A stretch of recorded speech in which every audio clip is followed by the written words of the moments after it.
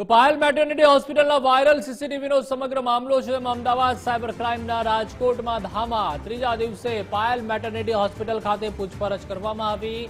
Director doctor Sanjay Desai સહિતના લોકોની પૂછપરછ થઈ છે. સીસીટીવી કઈ રીતે હેક થયા તે અંગે કોયડો ઉકેલવાનો બાકી છે.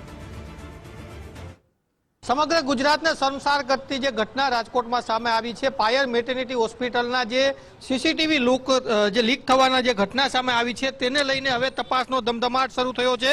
અત્યારે અમદાવાદ સાયબર ક્રાઇમની જે ટીમ છે તે સતત સવારથી જ પૂછપરછ કરી રહી છે. લગભગ છેલ્લા 5 થી 6 કલાકથી આ પૂછપરછનો દોર છે તે ચાલી રહ્યો છે. જે અલગ અલગ 3 જેટલા એડમિન છે તેની પૂછપરછ, આ હોસ્પિટલના જે એડમિન છે તેની પૂછપરછ કરવામાં આવી રહી છે. કેમ કે હાલ એવી શંકા છે તે સેવાઈ રહી છે કે કોઈ અંદરનો સ્ટાફ અથવા તો કોઈ એડમિન છે તે આ કાંડમાં સંડોવાયેલો છે કે તેને લઈને સાયબર ક્રાઇમની ટીમ છે તે તપાસ અને પૂછપરછ કરી રહી છે.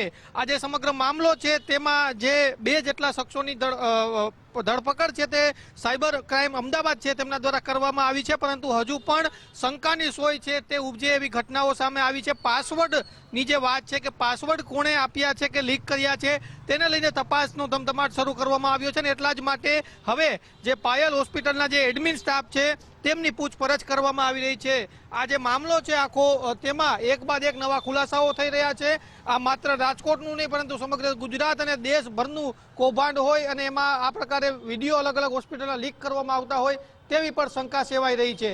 કેમેરા પર્સન દેવજી રંગાડિયા સાથે ગૌતમ ભેડા, ગુજરાત ફર્સ્ટ, રાજકોટ.